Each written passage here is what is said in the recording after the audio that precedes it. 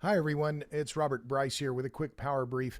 I can talk faster than I can write, and I've been busy lately, so I wanted to just provide a quick update on what's happening in Madison County, Iowa. The county that, of course, is famous for the bridges of Madison County, including the Roseman Bridge. Was the subject of the movie with Clint Eastwood and Meryl Streep. A year ago, I had one of the board supervisors in Madison County, Diane Fitch, on the podcast to talk about the encroachment of big wind in Madison County and her opposition to it. In fact, she was elected in Madison County on a platform opposing wind energy. Well, in the last few days, I've heard from a lot of people in Madison County that, in fact, now the county is, because of threat of litigation filed against the county by Mid-American Energy, a subsidiary of Berkshire Hathaway. The county, Diane Fitch, has now changed her mind, and the board of supervisors is going to approve a settlement with Mid-American that will allow the company to add 30 more wind turbines to the Arbor Hill Wind Project in Madison County. I mean, it's really a remarkable development. I have an article here from the Winterset Madisonian dated January 12th about this issue. Apparently, there's going to be a hearing in Madison County on February 1st and then another one on February 8th, at which the supervisors are expected to vote on the settlement agreement. It's just an unfortunate example of how, yet again, the big wind is bullying small counties, small towns, and effectively forcing them to take wind turbines. Now imagine if this were the oil and gas industry doing this. It would be covered in a lot of big media outlets, but because it's the wind industry, crickets, no coverage whatsoever. And I just want to read a little bit about how the Winterset Madisonian in a January 12th article covered this issue. And how divisive this has been.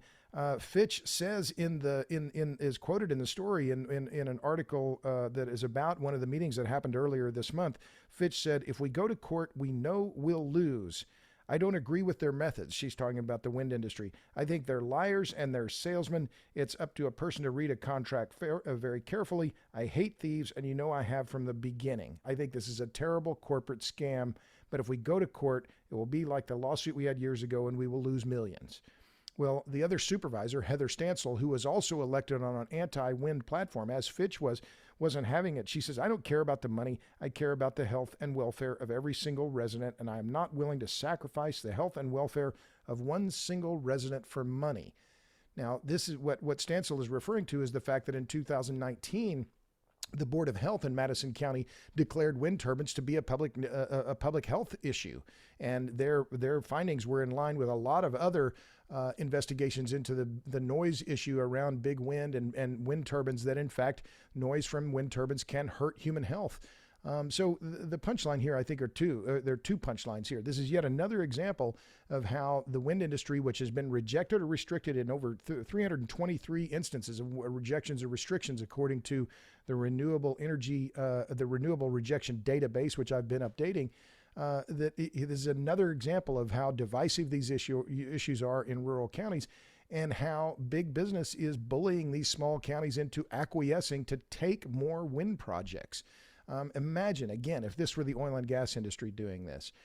Final point, which is that, remember, Mid-American is a subsidiary of Berkshire Hathaway, which is the head of Berkshire Hathaway is Warren Buffett, one of the world's richest men, who in 2014 said the only reason to build wind turbines is to get the tax credits. So here we have an example in Iowa, a state that has led the country in amount of wind energy produced as a percentage of their electricity. These rural counties are getting their fill and saying no more, and yet these big utilities, these big corporations, are effectively bullying them into accepting more. It's just a remarkable and an unfortunate story. And I'm hoping to write about this in the near term, maybe for Forbes or another outlet. But I wanted to get a quick power brief up because I've been thinking about it for days. And I feel badly for Diane Fitch. I don't blame her here. I think she's doing what she thinks is in the best interest of the county. But I wouldn't want to be in her shoes. And it's clear in talking with people from Madison County that they're outraged about how this is playing out, and they're going to fight back, and as well they should. So that's it for now on this Power Brief. Thanks as always for tuning in. More later.